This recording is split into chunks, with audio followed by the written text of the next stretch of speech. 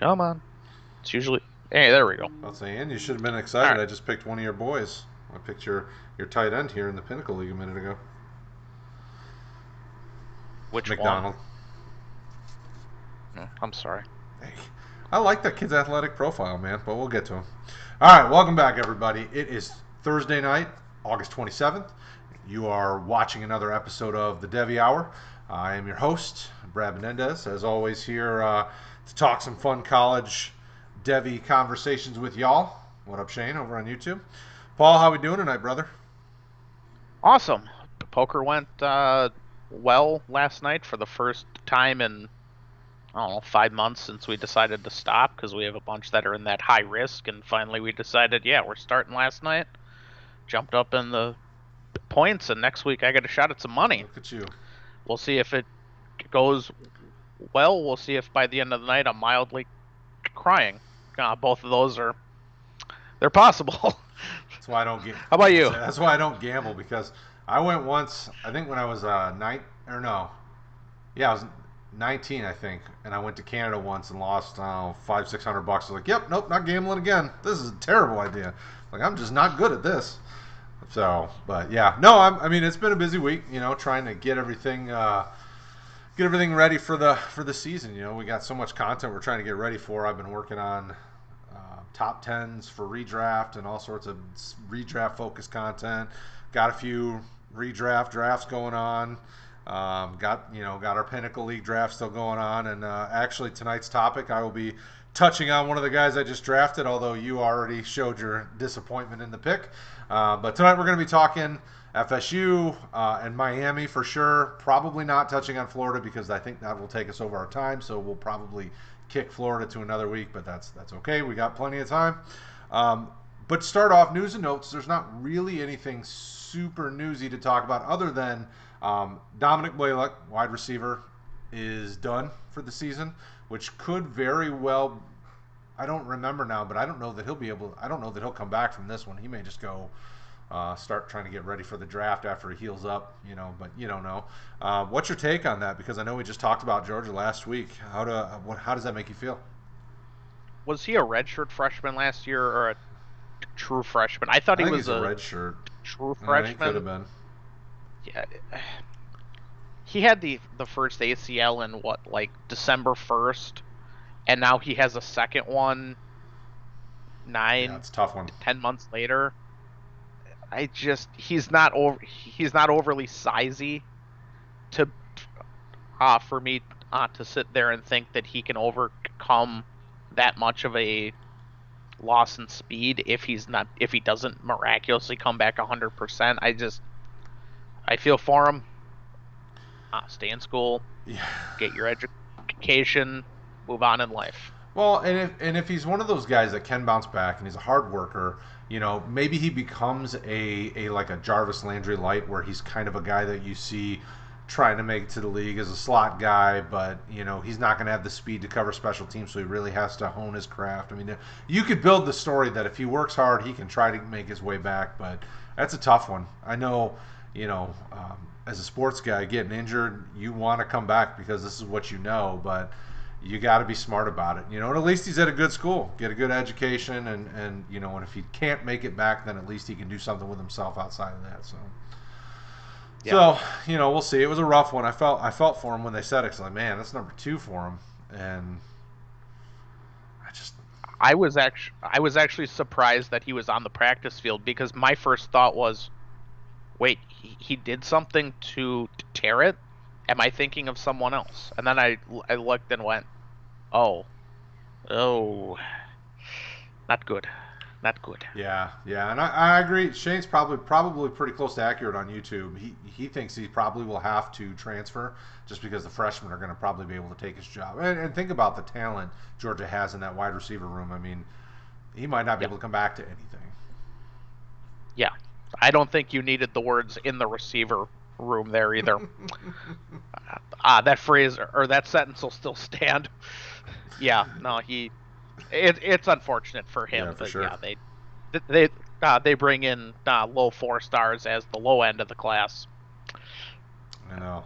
Good problem there Right, to yeah, good have. problem to have for sure. we'll be discussing teams here that we, we used to have that problem. I wish this was filled with vodka, but it's not. Yeah. I mean, these are some storied franchises we're going to be talking about here, or actually college franchises. I don't know, however you want to call them. We're going to talk Florida State. And we're going to talk Miami. A couple of ACC schools that I think are going through a transition, and I think they're going to move in the right direction. I like the move of Florida State bringing in Norvell. He had Memphis as one of like the top 15 offenses for like 3 straight years. I mean, he comes in with a very offensive mind, strong offensive mind, and I think putting them in a good position. Now, obviously, they got to find a quarterback and they got to find some offensive linemen. Those are kind of the 2 big holes. But this is your team, so I'm going to just step aside and let you talk it through. I'll throw my 2 cents in, maybe even mention a few guys that you don't possibly, and then we'll go from there. Okay, yeah. Yes, hi. Paul, I'm a Florida State fan. I will try my best to be 100% honest about this. Wish we were talking about this 5 to 7 years ago. I'd be a lot more excited. So anyways, we'll start from the top here. Blackman, he's about 6'5" and surprisingly like 185. It's really weird. He's super skinny. He is not accurate at all. He doesn't really process the field that well. I don't want to sound overly harsh because the line in front of him is horrendous. It was, I think, the worst in FBS last year. Think about that. You have a mid to top tier team that can't get O-line at all. Oh boy, not good. I think the odds that he's ultimately drafted are about 30 or 40%. When we're talking from a fantasy perspective, he's someone you can leave by the wayside. Chuba Purdy probably was behind him before he got hurt here a week ago. He's got a shoulder injury. Honestly, that's probably a blessing that he has to sit this year out while the O-line figures out their backside from a hole in the wall. He's got solid size, nice accuracy. I really liked him. He's not one of those super elites, but a word I like using a lot, he's very functional. He can figure things out. He gets the field moving. I know he's someone for next year, but I'm a fan of Luke Altmaier also. He's committed, signs next year. I thought the same thing. He reminds me a little bit of Trace McSorley with a little more of an arm. And if you can develop physically, Luke Altmaier might work out. Honestly, I forgot what the other true freshman's name is, but I thought about the same. If you're seeing a theme here, it's because they had so many guys that had character problems that they eventually had to sit there and go, all right, we're shooting for floor and not ceiling. And you're going to sense that a lot on some of the other guys that I mentioned later on the list that aren't on the defensive side. But what were your thoughts on those 4 guys? Yeah, I mean, Altmaier was a guy you had turned me on to. I hadn't really looked a lot into. I mean, quite honestly, outside of Purdy, I had no interest in anyone on this team. Altmaier is a guy I picked up in Pinnacle League because after I started watching stuff on him, I was like, he's got a little wiggle to him. He can move around. If he gets a little bit stronger in the weight room, I think he could probably develop. And I'm like, okay, I can make the case that this kid's valuable. Blackman, man, I want him to be good because he looks like the part. I mean, he's got the size, he's got the build. He could add a little weight to his frame and still be okay. And I think that unfortunate offensive line is what's going to ultimately kill his chances of having an NFL career. Maybe he gets lucky and he switches to wide receiver or some other position so that he can get picked up and put on a practice squad, but I don't know what he can do otherwise. Either way, he's not fantasy relevant. Yeah, he doesn't have the speed for receiver. No, probably not. I'm just saying, he would have to be a guy that position changes to even have a shot to get to the league, and that's a stretch, unfortunately, because I liked him. When I first started watching him, a year or two back, I was like, this kid has promise, and then I was like, oh, not there, he doesn't. Maybe he gets lucky, and maybe he can do graduate transfer somewhere and get an extra year eligibility and play for somebody that knows how to block. But Memphis. he could go, he'd go to Memphis. I don't know how well they're going to do after Norville, but Uh, yeah. And then, honestly, there's only one running back that I'm super interested in, so I'm really interested to hear your take on this running back group. Okay, so the running backs, Jayshawn Corbin, I believe he's a redshirt Yeah, sophomore. I think so. It'll be interesting seeing how this all sorts itself out with the red shirts and injury. He was at Texas A&M. He played for 1 year. He played for 2 games last year, I want to say, 1 game, and then he got hurt. We'll see if they give him that year back, and then he transferred out. He should be a redshirt freshman. We'll see if it's a redshirt sophomore. I don't know. He's got a low ceiling, but he's got a nice floor as far as what he can be college wise. I think he's probably a round 6 guy to UDFA.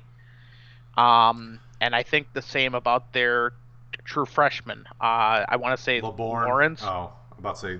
No, he's out actually. LeBourne's he's made 3 coaches mad, and when you span the gamut from somebody who's going to hit you hard, Jimbo, to everyone's best friend, Taggart. I hate that guy. To all the way on the hard end of Mike Norvell. When you've made all 3 of those guys mad, see ya. I think someone will probably pick him up, but it wouldn't surprise me if he's just finished with football because he's got such a head on him. But yeah, he's not on the roster anymore. The guy who most excites me though is Lawrence Toafili. He's a little small. I want to say he's 5'10", 185, but that's high school senior weight. Maybe he gets there. He reminds me a little bit of Chris Thompson when he was there. Just someone that you know the ceiling, and it's in the NFL, and you know the floor, and it's also just in the NFL. It just kind of is what it is. I like him. I think the position's ultimately something they can be hopeful on in the future, but it's a little hard to sit there and sell that, hey guys, this is going to be a great situation when you know the blocking in front of it. It's hard to recruit the 5-star. Right. When you're selling him on, hey, maybe when you're an upper classman, this will be all right. But yeah, I do like those 2. What were your thoughts? Yeah, for a team like Florida State, I'm surprised they don't go after. There's some guys on the JUCO front that I would have thought. Teams that looking for running back help. Or some of these things. It always surprised me with some of the teams that I'm like, well, they could go looking in the junior college ranks because there are some quality kids that I've been looking at there. But Corbin's really the only one that I thought had fantasy relevance. And I definitely think he's a kind of a day 3 guy. I kind of pegged him as like a 4th or 5th round guy. So we're not terribly far off. I think he's probably, Toafili, for me, I get nervous with the smaller running backs, and I tend to be a guy that shies away from and let other people take those risks. And I know that bites me plenty of times because there have been plenty of quality fantasy running backs, under the 5'10" frame. Because kind of 5'10" and up is where I start looking, and I start really trying to look at them and peg them. Toafili looks super dynamic, though. He's probably the most dynamic of any runner on their team. But I've only watched a little bit on him, and so that's really early in the process. I think Corbin's really been the only guy. LeBourne I liked. I mean, obviously character concerns, but I thought if he could stick around somewhere, he could really turn into something. So Corbin's really the only one I think is Devy relevant. And quite honestly, there's plenty of other options. So he's probably not a guy getting drafted. You're gonna have to wait and see what happens to him, once he gets to the league. So on the wide receiver front, there is at least one that I've seen get drafted, and I actually think I like the guy behind him more than I like him. What's your take on this wide receiver group? Scary Terry, and yes, I will be stealing that from you, McLaurin owners. You're a year too early on that one. I'm sorry. It's Tamarian's the scary one. I'm not as super high as everyone else, but if he comes in at 4.55 or under in the 40, you're looking at a pretty massive ceiling. Yeah. He's got issues with the slant route, but he gets open a lot, and he knows how to use his hands. And when you're about 6'4", 230, I don't need to spell out the math on the upside on that one. There's a good amount of upside. As far as what's behind him, I see a lot of functional college players, but maybe not NFL players. Keyshawn Helton, he's a little small. I've heard that there's some hype about him this year, but there's hype about everyone right now. And Wilson was about the same. I want to say his name was Ontario. Mm-hmm. Yeah, I think so. Wilson. Yep. He's about the same. He's got nice feet, but he's a little small. There wasn't anyone in the true freshman ranks that I looked at and went, okay, I'm excited. It was about the same thing as the other positions. He can't sell anything right now. Recruiting him, because but he also got hired at 8 times the salary he made at Memphis. Hard to complain much about that one. What were your thoughts on those receivers? Yeah, I mean, Terry's a guy that everybody's drafting, and they're drafting fairly early. So he's kind of a guy that everybody knows and Devy is going. I like a guy I would like to see more out of that I like is a smaller guy, and that's DJ Matthews. He's 5'11". He's kind of shifty. The thing I liked about him is that that he's kind of one of those guys that can move. They can move around inside and really use his size and that kind of shiftiness. Now, I haven't seen that at Florida State, but when I was looking at him pre-Florida State, I liked him. Our boy Shane over in the chat, Brian Robinson, is a guy also that I like. I need to see a little bit more of him, but I think he's a guy that could could develop. But Terry's easily their best target. Ontario Wilson's a guy that people seem to be hot and cold on. I don't know. He's all right. I mean, a guy that I would keep an eye on, but not somebody I'm putting on a Devy squad. Really, Terry's the only guy that I know that I've seen rostered consistently in every Devy league. I've started seeing some people take Brian Robinson as well. A guy that I would like to see develop is DJ Matthews, because I like him as a football player. I don't know that he's fantasy relevant, but he's got mental problems as well. And I don't mean he's not smart. He makes poor decisions. Is that what you're saying? Oh.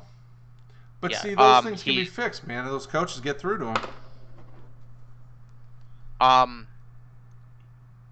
Remember a couple weeks ago when I'll try to be as politically straight on this as I can be. Remember a week or so ago when there was some FSU receiver who mouthed off about COVID? Oh, yeah. The guy he was referring to was DJ Matthews. Now I don't necessarily mean, hey, he got COVID, bad on him.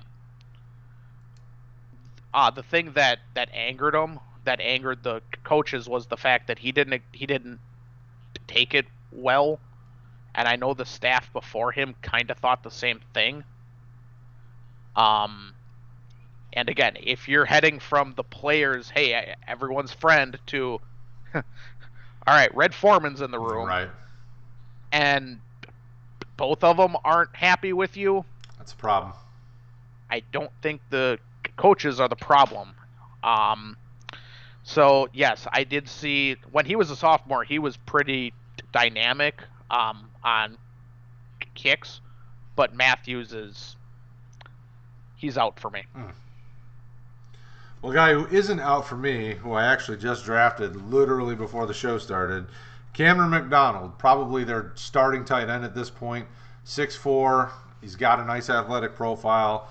I haven't seen enough out of him to say he's going to be a very good tight end, but in round 85 or whatever we're in, I like the size, I like the speed combo. He's kind of what the NFL is looking for nowadays. They want athletic tight ends that aren't necessarily blockers. They'll draft a blocking tight end if they need one, but he kind of fits the bill. I need to see a little bit more out of him, but I at least think he was rosterable in the 85th round of 100-round drafts. What do you make of the tight ends there at Florida State? Tight end for me was a complete miss at the position. I mean, it's not that I don't like any of them, but they're blockers. So yeah, the quarterbacks, that's a miss. Running backs, I'm gonna say that those are a hit. Receivers, I'm gonna say it's a hit, although it's kind of a one and done. And tight ends for me, that's a complete miss. All right, then we'll go to the defensive side because there are some hits here. Everybody knows Marvin Wilson, probably DT1 in any kind of IDP format if you're looking at defensive tackles in the future. Josh Kando is a guy that I think has some promise. These defensive backs, though, I don't know that I like any of them other than Jaden Lars would be. I know they have names like Asante Samuel Jr., Miko Dotson, and Akeem Dent. What's your take on this defense? Are there guys IDP-wise that you think are relevant? Pieces that you're trying to get other than obviously Marvin Wilson, which everyone seems to be in love with. What do you think? Well, the defense is going to have to be pretty necessary, but when the offense is, 2 hits and 2 misses, yeah, defense is necessary. And when you're in Tallahassee, that, everybody, is your Ted Bundy reference. That's your one per show, everybody. You get one. So, on the defensive side, Marvin Wilson, yeah, he should be college defensive tackle 1, at least from a fantasy perspective. We'll see if there's someone who shows up this year, shows up beside him.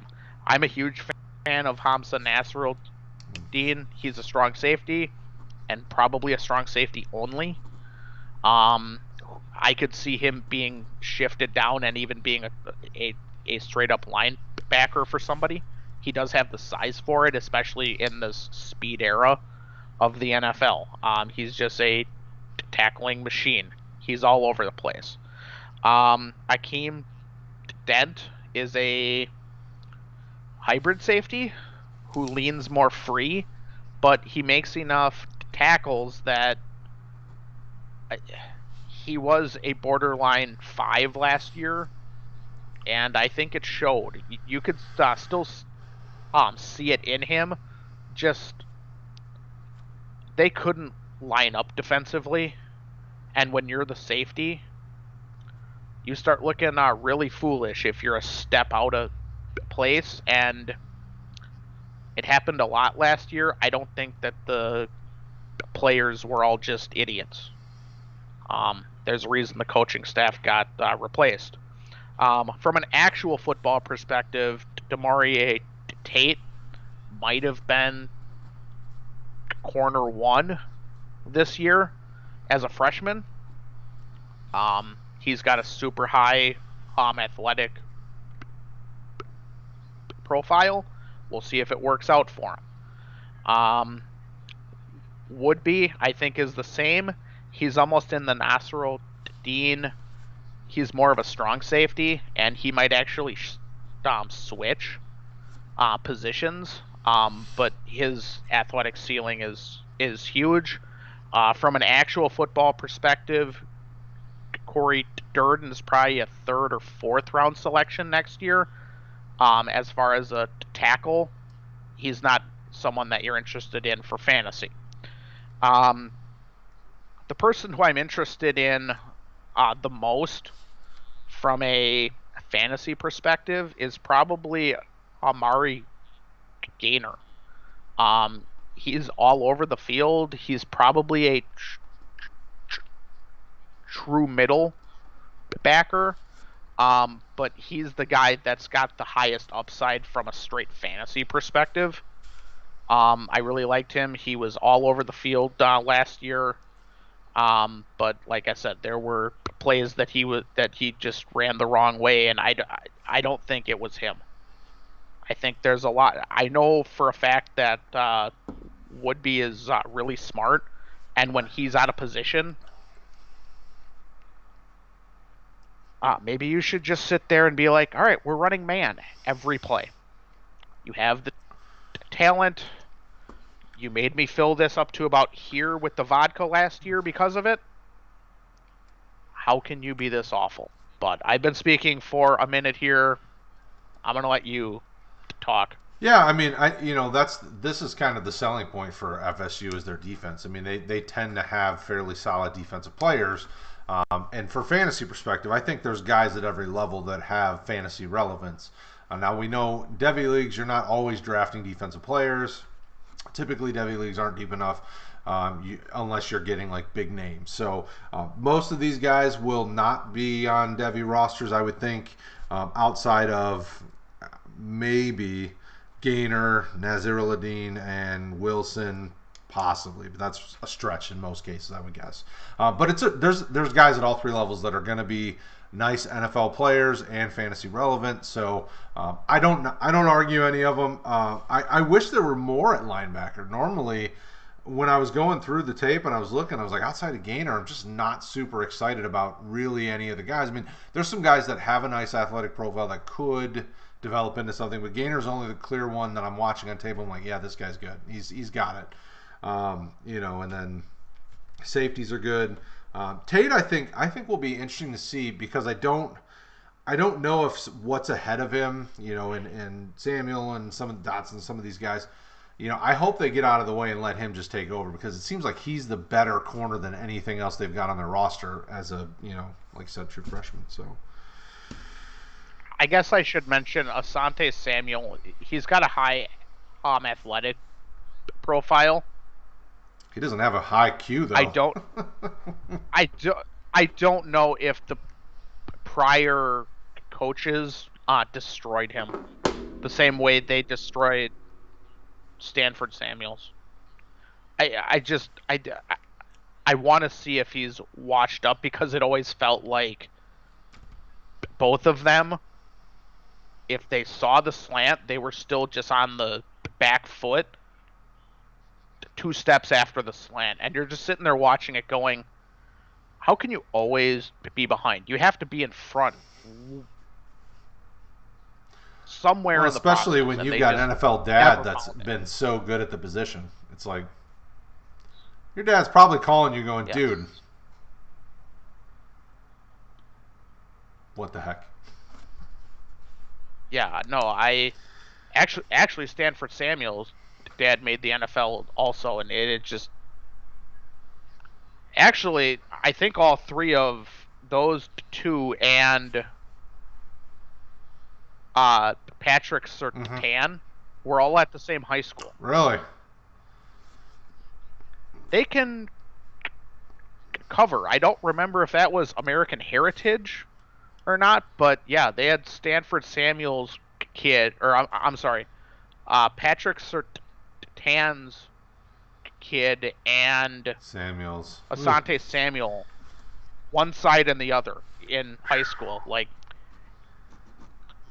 guys, we're not throwing this week. We're hitting the ground.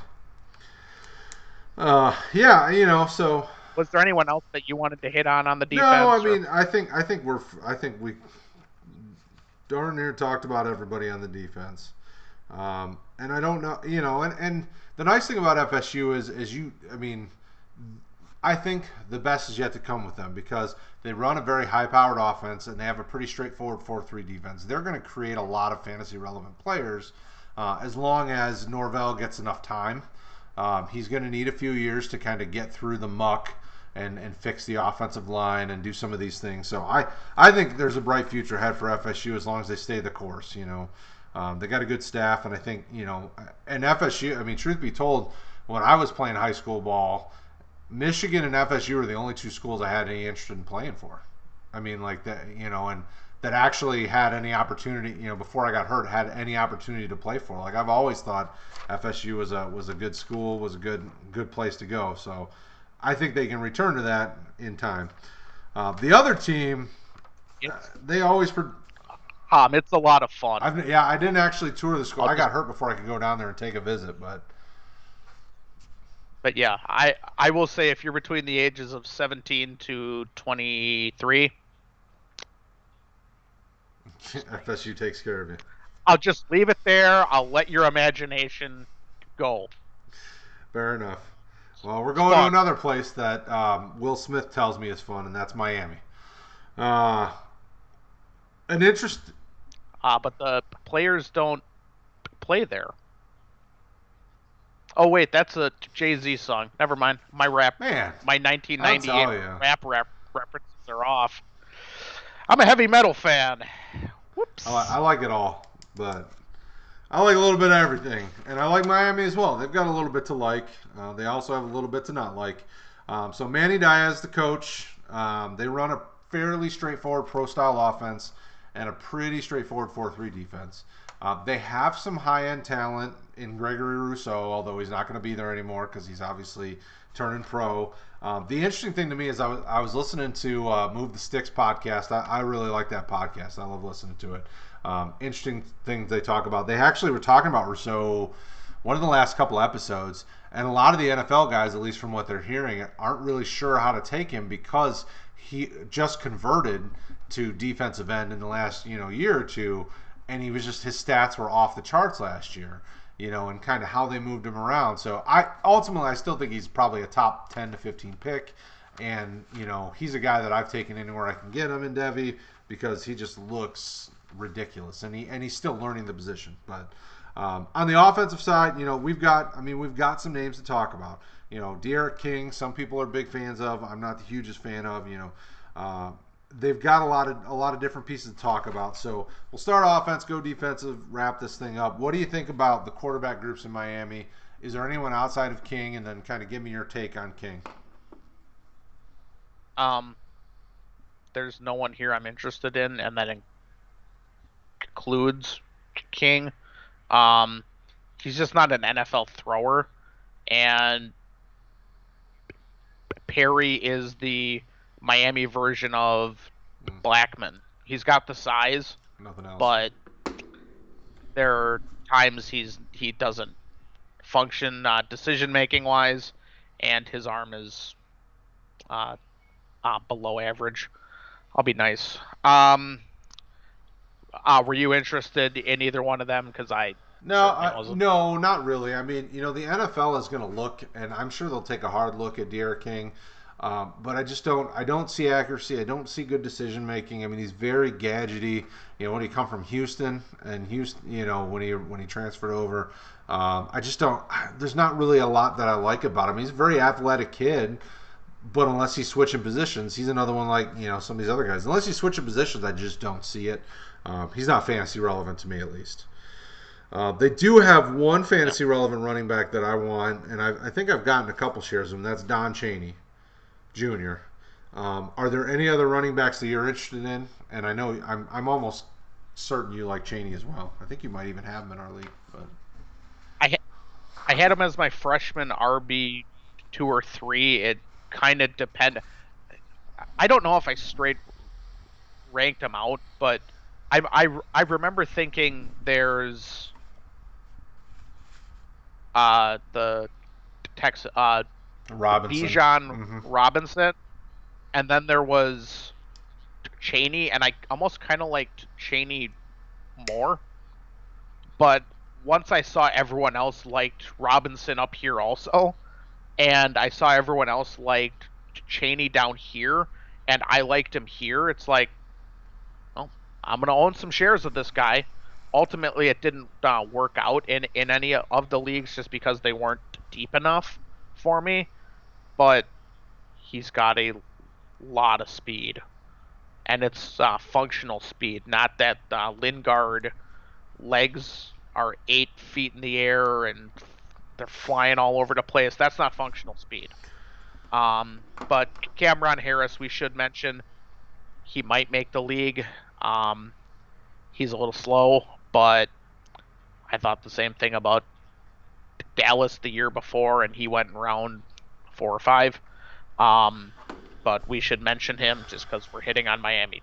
Did you think anything more of Harris? Yeah, I mean, I think he gets Or no? drafted because I think he has the NFL profile of a running back. I don't think he's fantasy relevant. I've not seen anything out of him that made me go, this is the thing that's going to make him fantasy relevant. You know, he doesn't really have top end speed. He doesn't, I don't see him really pulling away from anybody or doing anything special.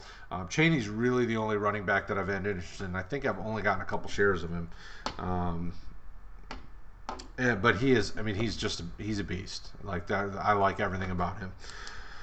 The wide receivers, on the other hand, I don't like anything about any of them. Is there any wide receivers on this team that you like enough that are fantasy relevant in your mind? Um, let's see here. I have written down and my notes say college player for a couple of them, and when that's what the notes say, we're trying to look at this from an NFL perspective. So you're out. The one guy who did interest me was Redding. I don't remember what his first name was, but he does have a little bit of slow cutting, but he's got the size and he's got just massive upside. We'll see if it works out. Miami and receiver lately, the last decade and a half. You mean the kid from IMG, right? Was that Michael Redding? Yep. Yeah, Michael Redding. I liked him. Warsham was another true freshman. I liked him. I like the speed of his feet. He breaks really nicely in routes, out of routes. He's got the athletic upside. He didn't look too Will Fullerish as far as go routes only. I think he's at least functional in other areas.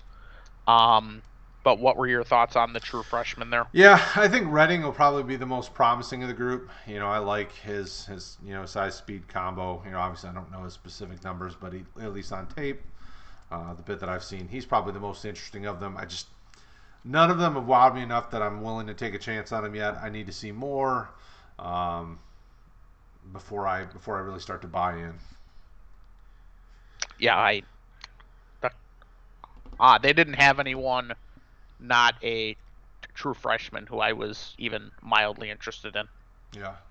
Yeah, no. I mean, not enough that I'm putting him on my Devy roster. So, for those of you on YouTube, though, make sure in the comments you tell us who you like on this Miami team. Do you like any of their receivers? Prove us wrong. On the other hand, they have a tight end that everybody loves. Brevin Jordan is a little undersized, but he makes up for it in being dynamic, having great hands, running good routes. I mean, the whole combo. He's a guy that is in conversation for being the top tight end drafted when he comes out. There's quite a bit of talent, so that may be tough depending on what a team's looking for. Let's hope he's not. Oh, what was that other small tight end that made it to the league that was like 6'2"? He played for the Giants for a while and kind of bounced around. It wasn't too long ago either. Forgetting Evan Ingram? No, he was before Evan Ingram, a couple years before him. But I can't think. The guy who went to South Carolina. Yes. I can't think of his name though. Oh, yeah, I remember him also. That guy had good speed, good athleticism. He was a good catcher. He got hurt, which I think ultimately beat him up in the league because he was undersized. That's my worry with Jordan is that he's a little undersized in the position, but he's such an athletic freak that I think it'll make up for it. Jarrell Adams. Yes. I didn't think of him, but yes, that is your floor. Your ceiling is Kelsey. I'm trying to think of somebody who's I think he's more athletically 230. gifted than Kelsey, though. I think he's Yes. got a better athletic profile, but He's Kelsey's probably a probably better catcher. he's probably 6'1" to 6'2", which is a little short. He's probably 240, and he probably runs about a 4.5 flat, Yeah. maybe 4.55. But if you watch the play that he makes against Florida week 1 last year, I think it was at the end of the second or the beginning of the third, where he runs across the middle of the field, makes a nice reception, he blows over a safety, and he blows over someone else, and he runs in the end zone. I remember sitting here, Craig was right here, and I remember looking at him and the smile on his face, because I knew he owned him. He knew he owned him. He knew I saw the play and looked at him and instantly thought, don't offer your first. Do not offer your first. Do not offer your first. And he just looked at me and laughed. As he should. The guy's a beast. As he should. Um, Jordan is someone I'm super interested in. He is possibly someone you take in round 1 next year, fantasy wise. Mm-hmm. He's got a super high athletic profile. As long as he doesn't land somewhere where they think he can block, because it's about a 3 out of 10 on the blocking scale for him. If someone uses him like a receiver, like they should, very high profile. Yeah, absolutely. Absolutely. All right, so on the defensive side, I obviously mentioned Rousseau, but there's only 3 names on the defense that I'm super excited about. I think have value moving forward. Rousseau, their transfer Quincy Roche, and then safety Avante Williams. Outside of that, I don't know that there's a lot of IDP relevant guys on this roster. But give me your take on this defense. Let me know what you think, and even some of those guys. Give me your take on Rousseau and Roche and all that. Russo, we hit on an earlier episode. I'm a fan. I think he's got a lower floor than maybe we want to admit, just because he is so new. I mean, I think they played him at like 40% snaps at tackle, Mm-hmm. and when you're heading in the NFL and you're 270, you're Not not gonna playing in the happen. middle. No, not gonna Yeah, happen. like you're not playing in the middle. Um, there wasn't anyone that interested me outside of him. I know that there were others who I kind of looked at and thought, round 6, yeah, fine. I see the athleticism, but there was just no one. Williams even I looked at, and I don't see it from a fantasy perspective or from an actual football perspective in him. I'm not saying he won't make the NFL. Just I don't see him as someone in your fantasy roster. Yeah, that's the funny thing is we've kind of flip flopped. Miami used to be such a just a defensive powerhouse, and now they have more options on offense than defense, and maybe they get back to their former greatness. I mean, think about all the Miami defenders that have come out, but they just don't. I mean, they're not getting the recruits. I mean, Rousseau, they got lucky. I mean, I think didn't he go? Did he go there as a tight end? I don't remember, Let's say but they're all heading to Miami, and this is probably a 30 or 40 year argument on this. When you have 2 out of Florida, Miami, and FSU good, they can kind of rope off Florida high schoolers. Mm. Not so much now, because you do have Bama walking in and they're like, I want you, you're mine. But when you only have one of the 3 good, all the SEC looks around, and Clemson looks at you and goes, "Hmm, the fence isn't up. We can go loot that house." And that's what the state of Florida is from a high school perspective, when only one of the three schools are holding their own. And right now it's only one of three, and hopefully Norvell fixes that, but hopefully not Miami. We never want to see them good ever again. Yeah, there's no homerism in that statement. But you do see a lot of the talent transfer out, and one of the positions where talent is easier shining is the defensive end. And when Miami's defense is as awful as it is, it's just because they've been